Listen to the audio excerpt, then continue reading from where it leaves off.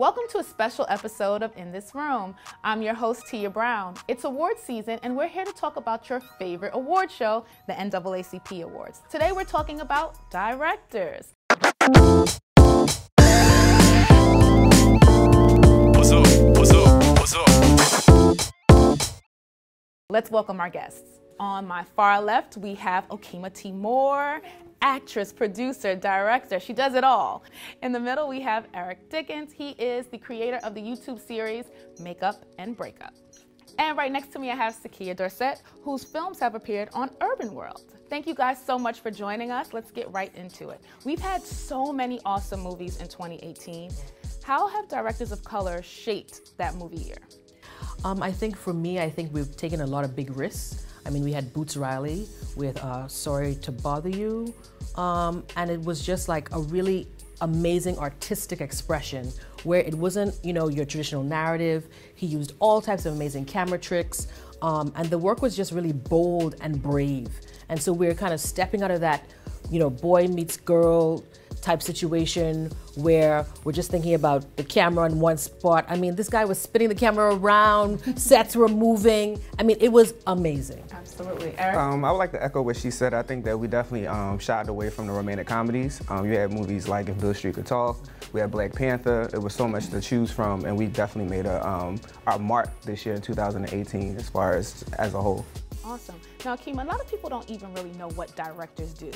Can you tell us what role a director plays on set? Why are they so integral to a movie's success? In film, your director is your spearhead. That is your visionary. They come to the table with the vision for the work, whether they've written it or not, and they kind of then delegate down the chain. So when you have a director, they're telling you what the mood of the film is. They're looking for performances that really reflected the vision that they have for those characters, and they're really setting the stage for how you as the viewer and the audience will kind of intake that world that they're building. So now the first category we'll talk about is comedy series, and we have about 5 nominees there. Now you talk about a director's responsible for the vision of a series, but Atlanta has 2 different nominees. Donald Glover's nominated for one, and then we have another director nominated for another episode. Can we talk a little bit about why there are different directors used when we're working with a series? I mean, I think for Atlanta, you know, they sometimes stray away from the plot lines. And so, for example, I think Hero was nominated for Teddy Perkins, which totally stepped out of what this narrative was going to be.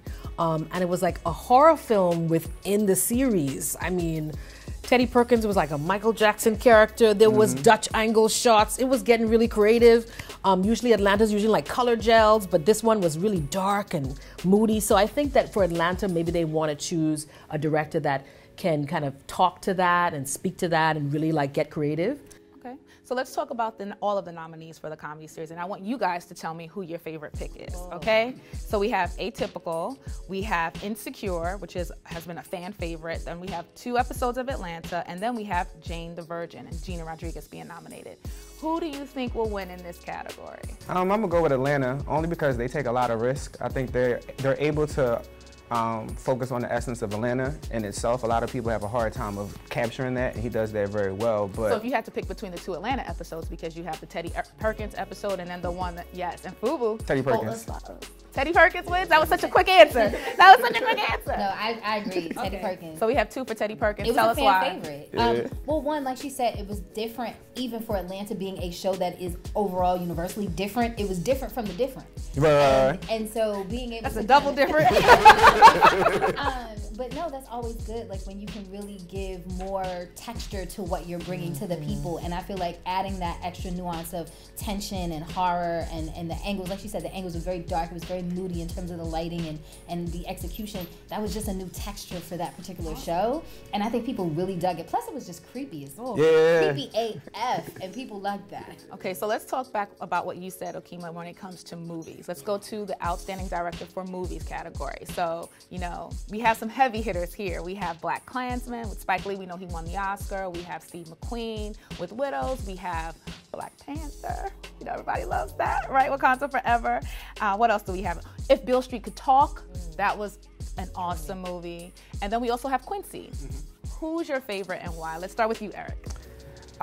It's a tug of war. I'm gonna go with Black Panther, only because from Ryan Coogler's perspective as a director, everything he's done, you've always seen him grow. And I feel like he changed the dynamic with Black Panther from the direction, wardrobe, everything. It just elevated Black people as a whole. I think he just did a great job. Like, took us to a new level. For the culture. That's right, that's right. Ski, what do you think? Viola Davis is my girl.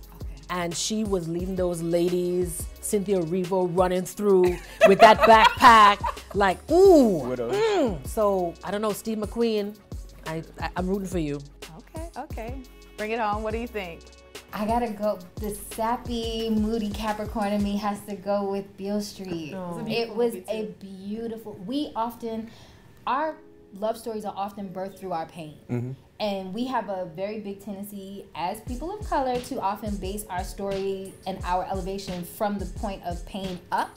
And I feel like Beale Street kind of dodged that bullet. There was pain there, they talked about it, they addressed it, but that wasn't the focus of the story.